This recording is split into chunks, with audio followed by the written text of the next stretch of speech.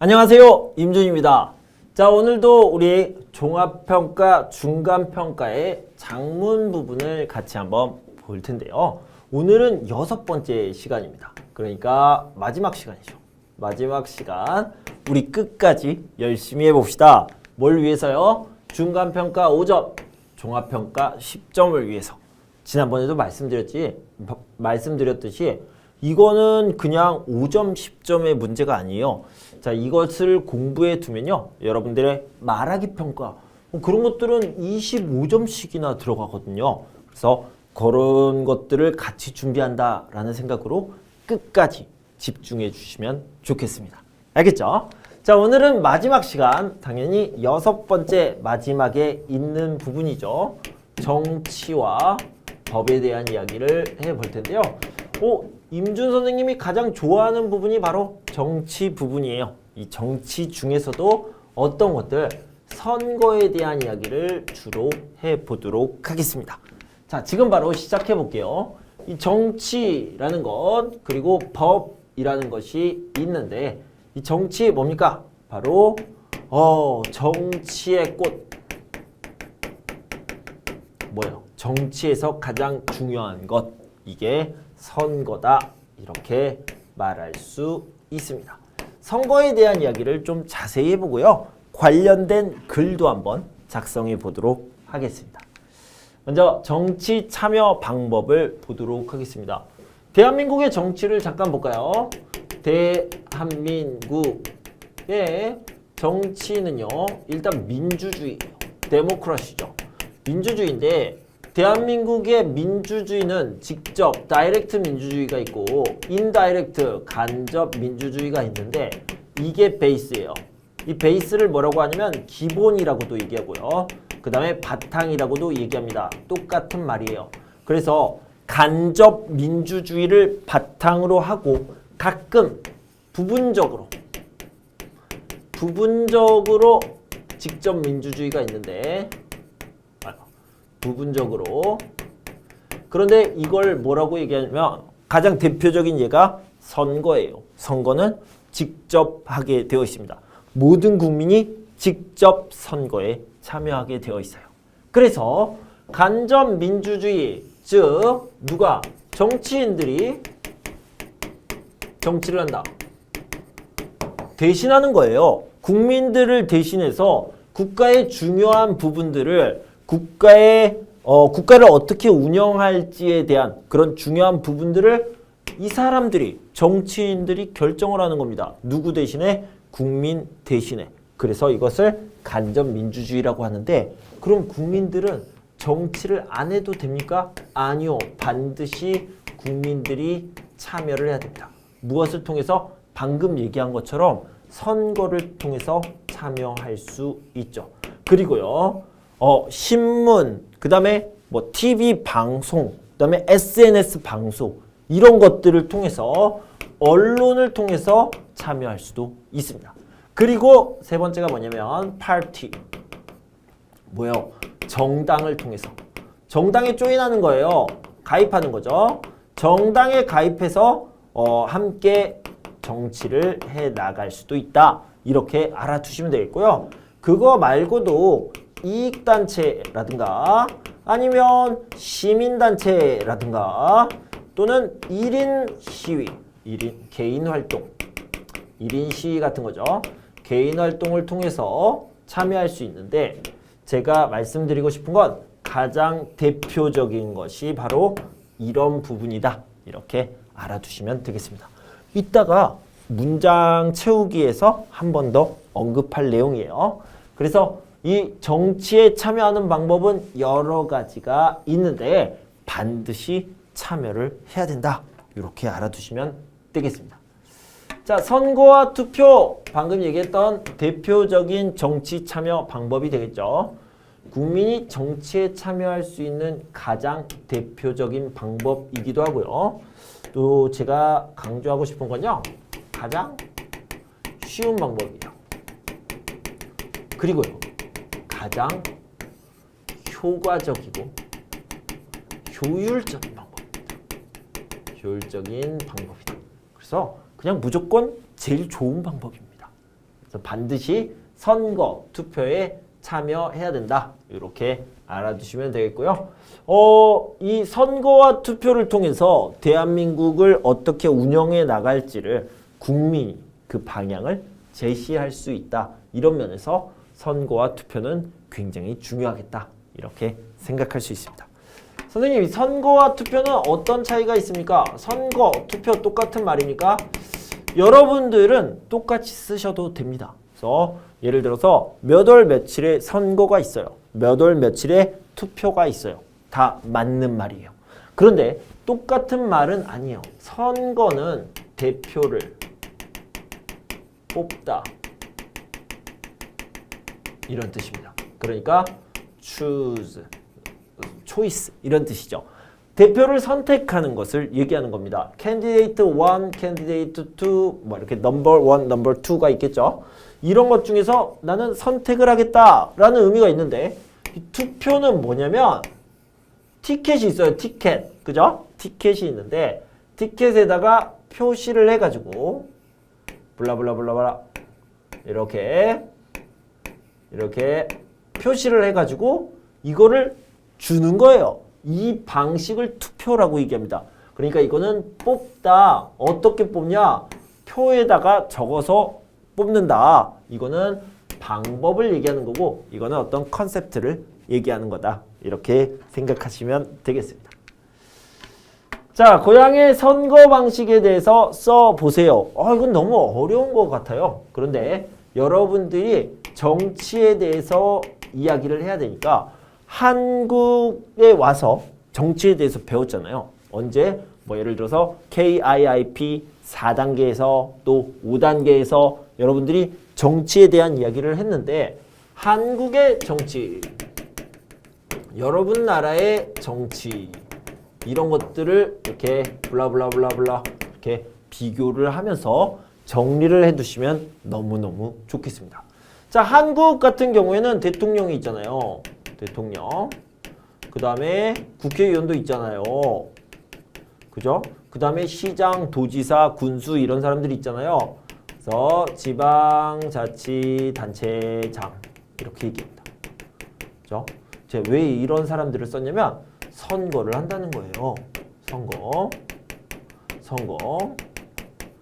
그래서 5년에 한 번, 4년에 한 번, 4년에 한 번 이렇게 선거를 한다는 겁니다. 그래서 한국의 선거에는 이런 세 종류가 있는데 여러분 나라는 어떻습니까? 한국은 직접 선거를 합니다. 여러분 나라는 어떻습니까? 이런 식으로 표를 작성해서 정리해 두시면 참 좋겠습니다. 오늘 하세요. 지금 바로. 네. 자, 그리고 선거 절차를 한번 살펴보도록 하겠습니다. 재밌는 부분이죠. 자, 여기 보면 후보가 뭐냐면 여기서 어휘를 보는 거예요. candidate를 얘기하는 겁니다. 자, 먼저 후보 등록을 해야 되겠죠. 나는 대통령이 되고 싶습니다. 후보 등록을 한 다음에 저를 뽑아 주십시오 라고 뭐를 해요? 선거운동을 합니다. 그걸 선거 홍보라고 얘기하고요. 선거운동 무브먼트 이런 것들이 되겠죠. 그 다음에 우리는 투표를 하러 가게 됩니다. 선거인 명부 확인, 대한민국 국민이 맞는지 신분증을 가지고 확인을 하게 됩니다. 그래서 명부 확인이라고 얘기를 할게요. 명부 확인 그리고 투표를 하게 됩니다. 투표는요 6 to 6입니다. AM, PM 그래서 오전 6시부터 오후 6시까지 이렇게 12시간 동안 투표를 하게 되고요. 그 다음에 6시 아주 재미있는 걸 하죠. 뭐예요? 오픈하는 겁니다. 어디에서 누가 몇 표를 받았어요. 이런 것들을 방송을 하는데 이게 정말 재미있는 프로그램이죠. 그래서 개표 방송을 시작하게 됩니다. 자, 이런 절차가 있습니다. 자, 국민의 의견을 잘 반영해서 대표자를 뽑기 위해서 선거가 이루어지는데 보통선거, 평등선거, 비밀선거, 직접선거를 하게 됩니다. 그런데 이거는요. 여기 있는 문제가 있어요. 뭐가 있냐. 보통 선거, 평등 선거, 비밀 선거, 직접 선거 이런 선거의 4대 원칙. 중요한 부분이죠. 이 부분을 지금부터 소개해 드리도록 하겠습니다. 이렇게 같이 한번 볼게요. 자, 여기 보면 보통 선거, 평등 선거, 비밀 선거, 직접 선거가 있는데 보통 선거는 일정한 연령이 되면 누구나 이거예요. 누구나 모든 사람이 다 할 수 있다는 거예요. 그래서 누구는 할 수 있고 누구는 못하고 누구는 할 수 있고 이거 아니에요. 모두 다 할 수 있다. 이렇게 누구나 할 수 있는 거예요. 그래서 보통 선거는 뭐다? 일정한 연령이 나이예요.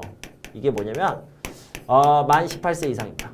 만 18세 이상 연령이 되면 뭐라고요? 누구나 할 수 있다. 뭐 할 수 있다? 투표에 참여할 수 있다. 이렇게 알아두시고요. 자, 다음 뭐야? 평등선거. 평등선거. 선거권이 있는 사람이라면 누구나 여기에요. 똑같이 한 표씩 투표할 수 있다. 이게 중요한 겁니다. 누구나가 중요한 게 아니라 여기서는요. 뭐가 중요하냐면 누구는 한 표, 누구는 두 표, 누구는 세 표, 누구는 한 표, 누구는 10표 이런 거 아니에요. 모두 다 한 표씩 똑같이 한 표씩 가져가는 거예요. 알겠죠? 그래서 평등 선거는 한 표씩 모두 equal 똑같이 한 표씩 투표한다. 한 표씩 투표한다. 그런데 이 똑같이가 요거 알아야 돼요. 똑같이가 동등하게로 나오는 경우도 있습니다. 동등하게. 요거를 꼭 기억해 두시면 좋겠고요. 나머지는 쉬워요. 여기는 이제 비밀선거가 있는데 비밀선거 뭐예요? 다른 사람이 알면 안 돼요. 나만 알고 있어야 돼요. 이런 의미죠. 투표의 내용을 본인 외에는 알 수 없게 하는 제도입니다. 그래서 비밀선거는 투표의 내용을 본인 외에는 알 수 없게 하는 것. 이렇게 알아두시고요. 직접 선거도 쉽죠. 직접 선거는 본인이 직접 투표해야 한다. 본인이 직접 투표해야 한다. 이렇게 알아두시면 되겠습니다. 중요한 건 보통 선거와 평등 선거를 헷갈리지 않는 거예요. 이게 바로 보통 선거고요. 이게 바로 평등 선거입니다. Everybody 그리고 여기는 equal 모두 다 하나 이렇게 알아두시면 되겠어요. 자, 그러면 이제 원고지 쓰기 워밍업을 시작해 보도록 하겠습니다. 국민이 정치에 참여할 수 있는 가장 기본적인 방법은 무엇이 있습니까? 먼저 선거가 있겠고요. 그 다음에 뭐가 있었습니까? 언론, SNS도 있고요. 방송도 있고 그 다음에 정당에 가입한다. 이렇게 얘기할 수 있겠죠. 하지만 굉장히 여러 가지가 있고요. 요거를 강조해 주시면 좋겠어요. 기본적인 방법에는 선거, 언론, 그 다음에 정당 가입 등이 있는데 그 중에서 선거가 가장 좋은 방법, 가장 쉬운 방법, 가장 효율적인 방법이다. 이렇게 꼭 강조해 주셨으면 좋겠습니다. 잠시 후에 글을 쓸 때 그런 내용이 나와요. 선거 참여가 중요한 이유는 무엇입니까? 왜냐면 여러 정치 참여 방법 중 선거는 가장 쉬운 것이다. 선거는 가장 좋은 방법이다. 이렇게 얘기를 할 수 있죠. 선거 참여, 우리나라 그러니까 대한민국을 이끌어갈 대표를 뽑는 그런 과정인데요. 자신의 의견과 가치관을 대변할 대표를 뽑는다. 대변한다라는 것은 대신 말해준다라는 뜻이에요. 그래서 대표를 뽑아준다. 뽑는 일이다. 그래서 선거가 아주 중요하다라고 얘기하고 있습니다. 자, 고향에서는 국민이 어떤 방법으로 정치에 참여합니까? 비교를 해야 돼요. 그래서 고향에서는 정치 참여하는 방법이 어떤지 알아두시면 좋겠습니다. 아까도 얘기했지만 한국과 우리나라의 정치 형태에 비교해서 알아두시면 너무 좋겠어요. 알겠죠? 네. 자, 여기 좀 볼까요? 이 사람은 이렇게 얘기했어요. 고향에서 선거는 가장 기본적인 정치 참여 수단. 똑같아요. 한국과 똑같습니다. 그런데 한국과 다른 부분이 있어요. 한국과 다르게 대통령을 직접 뽑지는 않고 각 주를 대표하는 선거인단을 통해 간접적으로 뽑습니다. 이거 누구예요? 누구의 고향입니까? 제가 알고 있는 곳은 미국이죠. 미국 사람이 쓴 거네요. 미국에서는 가장 기본적인 정치 참여 수단으로 선거를 사용하고 있는데 직접 선거가 아니라 간접 선거다. 이렇게 이야기를 하고 있습니다. 자, 봅시다. 중간평가부터 한번 써볼까요? 중간평가에서는 몇 글자? 100글자를 써야 됩니다. 한번 읽어봅시다. 국민이 정치에 참여할 수 있는 기본적인 방법에는 선거, 언론 제보, 정당 가입 등이 있다. 그중 특히 선거 참여가 중요한 이유는 내 의견을 대신 주장할 대표를 뽑는 일이기 때문이다. 이렇게 100글자니까 너무너무 간단하게 잘 요약해뒀죠. 자, 그러면 이번에는 200글자 종합평가를 같이 보도록 하겠습니다. 여기 보면 국민이 정치에 참여할 수 있는 기본적인 방법 이겠고요. 선거 참여가 중요한 이유. 고향에서는 어떤 방법으로 정치에 참여했는지 한국과 비교해서 말하는 것이 추가가 되었네요. 자, 200글자를 한번 볼게요. 자, 국민이 정치에 참여하는 기본적인 방법에는 선거, 언론사 제보, 정당 가입 등이 있다. 그 중에서 선거는 자신의 의견과 가치관을 대변할 대표를 뽑고 사회 문제에 대한 입장을 표현하는 것이므로 매우 중요하다. 내 고향에서도 자, 이제 자기 나라의 정치에 대한 소개가 나왔습니다. 선거는 가장 기본적인 정치 참여 수단이지만 한국과 다르게 대통령을 직접 뽑지는 않고 각 주, 이제 미국이니까 스테이트를 얘기하는 거죠. 각 주를 대표하는 선거인단을 통해 간접적으로 뽑는다. 자, 이런 식으로 200글자를 작성해 봤습니다. 간단하게 작성할 수 있는 부분이지만 여러분들 머릿속에는요, 어느 정도는 한국의 정치 부분 또 선거 부분에 대해서 잘 정리되어 있어야 됩니다. 그래서 비슷한 문제가 나왔을 때 이 문제와 조금 다르게 문제가 출제되었을 때도 여러분들이 당황하지 않고 100글자, 200글자를 적어낼 수 있는 거예요. 그래서 여러분들이 방금 선생님이 이야기한 것처럼 한국의 정치에 대해서 정리해보고 여러분 나라의 정치와 비교도 해보도록 하십시오. 알겠죠? 자, 이번에는요, 굉장히 재미있는 이야기를 가지고 왔습니다. 주제를 얘기하는 건데요. 어떤 주제냐면 지금 한국 사회에서 가장 이슈가 되고 있는 그런 부분을 가지고 왔어요. 근데 어떤 이슈냐면 제가 재미있다고 얘기했지만 재미라기보다는 가장 걱정을 많이 하는 부분이에요. 대한민국 사회는 어떤 것을 걱정하고 있을까요? 지금요, 아이가 너무 적게 태어납니다. 그리고 할아버지 할머니는 많아지는데 아이가 적게 태어나서 나중에 어떡하지? 미래에 우리 경제가 무너지는 거 아니야? 이런 걱정을 굉장히 많이 하고 있습니다. 그래서 여러분들도 들어보셨을 텐데요. 바로 저출산과 고령화 문제입니다. 자, 이 저출산도 심각한 문제고요. 그리고 고령화도 심각한 문제예요. 그런데 이게 같이 만났어요. 만나서 굉장히 심각한 문제를 만들어내고 있습니다. 자, 좀 자세히 들여다봅시다. 옛날에는 인구 피라미드라는 게 있었습니다. 어떠냐면, 그러니까 여기에는 태어나는 아이들이요. 태어나다. 그러니까 갓난 애기들이죠.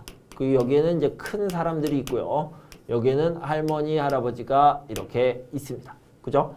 이렇게 있는데 할머니, 할아버지는 당연히 적죠. 많이 돌아가시니까 아이는 많이 태어납니다. 이런 안정적인 피라미드를 가지고 있었습니다. 물론 이게 이제 나중에는 이런 식으로 퍼지게 되죠. 이렇게. 여기까지는 괜찮아요. 괜찮습니다. 왜냐면 여기에서는 이제 올라갈수록 시간이 지날수록 사람들이 죽는 거예요. 옛날에는 아이들도 많이 죽었거든요. 그런데 여기서는 잘 안 죽었습니다. 그런데 요즘 이런 문제가 생겼어요. 인구 피라미드가 이렇게 돼버렸습니다. 아이들이 적게 태어나요. 아이들이 적게 태어나고 그 다음에 여기에 고령 인구들, 그러니까 나이가 많은 사람들이 점점 많아졌습니다. 이걸 뭐라고 하냐면 고령화라고 얘기하고요. 이걸 뭐라고 얘기하냐면 저출산이라고 얘기합니다. 이 저출산이라는 것은 아이를 조금 낳는다라고 해서 일부 사람들이 야, 여자가 아이를 적게 낳는다고 여자를 탓하는 거냐? 좀 좋지 않은 느낌이다 라고 해서 아이가 적게 태어난다 라는 의미의 저출생이라는 말을 사용하는 사람도 많이 있으니까 여러분들이 같은 말이구나 이렇게 생각하시면 되겠습니다. 자, 어쨌든 저출산의 문제 그리고 고령화의 문제가 있는데 이유부터 알아봅시다. 이유라기보다는 원인이라고 많이 이야기해요. 저출산부터 알아보도록 할게요. 왜 저출산 문제가 생기느냐? 왜냐면 아이를 낳지 않는 이유를 찾아보면 되겠죠. 왜냐면 양육비예요. 양육비가 너무 많이 들어요. 그죠? 아이 한 명을 낳아서 키우려면 돈을 엄청 많이 써야 된대요. 그리고요, 나는 일을 해야 돼. 일이랑 양육을 같이 해야 됩니다. 이걸 뭐라고 하냐면 두 가지 일을 한꺼번에 하는 것을 병행이라고 얘기해요. 일과 양육을 하는 거 그리고 양육비가 비싼 거 모두 나에게는 부담스럽게 느껴집니다. 이게 가장 크죠. 그러니까 돈도 부담스럽고요. 그리고 일을 못하는 거, 일과 양육을 같이 해야 되는 거 이거 너무 부담스럽다. 그래서 아이를 적게 낳거나 안 낳게 되는 겁니다. 그래서 저출산 문제가 생기는 거예요. 자, 이런 저출산의 원인에 대해서 알아봤고요. 자, 고령화는 뭡니까? 나이가 든 할아버지 할머니가 많아집니다. 두 가지 이유가 있는데요. 하나는 의료 기술이 발전했기 때문입니다. 병원이 좋아졌어요. 의사들의 능력이 좋아졌습니다. 기술이 좋아졌어요. 두 번째는 뭐냐면 환경위생이 개선되었습니다. 옛날에는 더러웠어요. 지금은 깨끗해요. 옛날에는 안 씻었어요. 지금은 잘 씻어요. 그래서요. 이 환경위생이 개선되고 의료기술이 발전하면서 어떻게 됐다? 기대 수명이 높아졌다. 사람들이 오래 살게 되었습니다.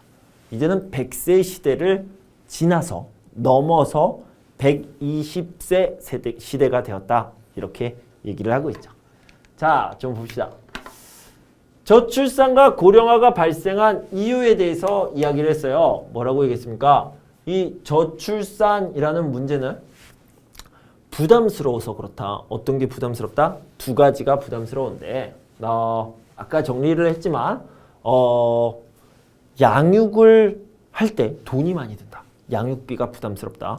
그리고 일하고 양육을 같이 해야 된다. 일과 양육을 병행하는 것이 부담스럽다. 이렇게 얘기를 했고요. 그 다음에 고령화가 발생한 이유는 뭐다? 의료기술이 발전되어서 환경위생이 개선되어서 그래서 기대 수명이 높아졌다. 오래 살게 되었다. 라고 얘기했습니다. 자, 그런데 요게요. 지금부터는 이걸 얘기해야 돼요. 뭐냐면 아니 아이가 좀 적어질 수도 있고 할아버지 할머니가 좀 많아질 수도 있죠. 그게 왜 그렇게 문제가 됩니까? 아주 큰 문제가 있죠. 나라가 망합니다. 나라가 망한다는 건 뭐냐면 경제가 무너진다는 거예요. 자, 보도록 합시다.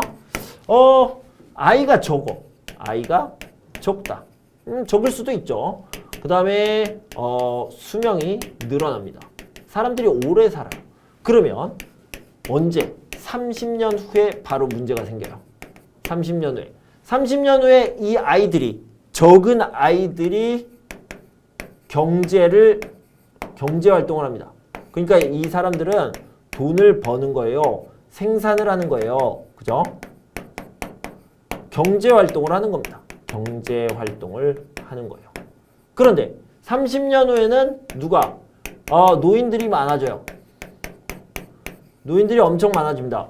그러니까 돈을 버는 사람, 생산하는 사람, 경제활동을 하는 사람은 적은데 돈을 버는 사람들, 생산하는 사람들, 경제활동하는 사람들은 줄어드는 거예요. 노인들, 돈을 쓰고 같이 밥을 먹어야 되는 노인들은 많아진대. 그러면 어떻게 됩니까? 경제가 무너지게 되는 거예요. 나라가 망하는 거예요. 나라가 없어질 수밖에 없습니다. 그러니까 이 30년 후를 뭐라고 저는 표현하냐면 가까운 미래라고 생각합니다. 선생님, 30년 후면 아직 멀었잖아요. 아니요. 우리가 어떤 계획, 국가적인 계획을 세울 때는 굉장히 가까운 미래라고 이야기를 하죠. 그래서 가까운 미래에 노인은 많아지고 이걸 좀 어려운 말로 부양할 인구라고 얘기하고요. 그 다음에 여기는 생산할 인구. 그래서 경제활동 인구. 경제활동 인구는 줄어드는데 부양할 인구는 많아지면서 경제가 무너지게 된다. 이렇게 얘기할 수 있습니다. 자, 그러면 해결해야 되죠. 해결하기 위한 어떤 방법이 있습니까? 아까 뭐라고 그랬냐면 저출산의 문제는 부담스러워서 그렇다고 그랬어요. 그래서 양육비가 부담스럽다. 일과 양육을 병행하는 것이 부담스럽다라고 했죠. 이걸 도와주면 됩니다. 어떻게 해요? 정부에서 지원해주면 돼요. 야, 국민들아, 돈을 줄게. 양육비 줄게. 제발 낳아줘. 이렇게. 그 다음에 야, 여자들아, 일과 양육을 병행할 수 있는 정책을 마련할게. 그리고 여러 가지로 도와줄게. 제발 낳아줘. 키워줘. 이렇게 정부에서 여러 가지 지원을 해줘야 된다는 거죠. 자, 그 다음에요. 그러면 할아버지 할머니 문제는 어떻게 할 거예요? 할아버지 할머니가 너무 많아요. 이런 거 고령화는 어떻게 해결합니까? 이 고령화의 문제는 뭐냐면 이 노인들이 부양할 인구가 되었다는 거예요. 그러니까 돈을 벌지 않는다는 게 문제입니다. 경제활동을 하지 않는다는 게. 그러면 경제활동을 하게 해드리면 됩니다. 그죠? 그래서 노인들이 다시 취업을 해서 경제활동을 할 수 있도록 해드리고요. 그 다음에 노인들의 건강을 관리해서 노인들의 치료비, 진료비, 병원비를 줄일 수 있도록 해줘야 됩니다. 건강하면 돈을 버는 거예요. 알겠죠? 그래서 이렇게 해결을 하면 되겠다. 자, 이렇게 글을 써봤습니다. 출생률 저하와 고령 인구 증가에는 여러 이유가 있겠지만 이유를 얘기하고 있어요. 대표적으로 경제적 부담과 가치관의 변화로 인한 출산 포기와 의료기술의 발전으로 인한 평균 수명 증가를 들 수 있다. 이런 상황이 계속되면 생산 인구가 줄어들어. 이게 저출산이에요. 30년 후에는 생산 인구, 경제활동 인구, 이거 좀 알아둬야 돼요. 경제활동 인구가 줄어들게 되죠. 국가의 경제성장도 느려질 수밖에 없다. 따라서 출산 및 육아 지원을 더 늘리고 노인 일자리를 확대시키는 등 살기 좋은 환경을 만들어야 한다. 이렇게 이야기를 했습니다. 여기에서는 여러분들이 이제 궁금할 수 있는 부분이 있는데 가치관의 변화가 있습니다. 시대가 뭐 발전했는지는 잘 모르겠는데 변화했죠. 시대라는 건 뭐야? 타임즈. 세상이 변했죠. 세상이 변화하면서 우리의 생각도 변했죠. 생각이 당연히 변화했습니다. 자, 옛날이랑 지금을 잠깐 보도록 합시다. 옛날에는 결혼해야 돼요? Of course. 당연히 해야죠. 당연히. 그 다음에 아이 낳아야 돼요? 출산. 아이 낳아야 되니까 당연하죠. 당연한 거였습니다. 그죠? 그 다음에 어찌 보면요. 취업해야 돼요? 당연하죠. 취업해서 결혼해서 애 낳고 잘 살아야죠. 이렇게 생각을 했는데 지금은 어떻습니까? 취업부터 잘 모르겠어요. 취업 꼭 해야 돼요? 이렇게 생각하는 사람들이 있어요. 결혼은 해야 됩니까? 출산해야 됩니까? 이거를 다 선택을 하는 거예요. 옛날에는 선택을 하지 않았어요. 당연한 거였습니다. 그런데 요즘은 생각이 바뀌었습니다. 그래서 취업을 꼭 해야 되나? 대학교를 졸업하면 꼭 바로 취업을 해야 되나?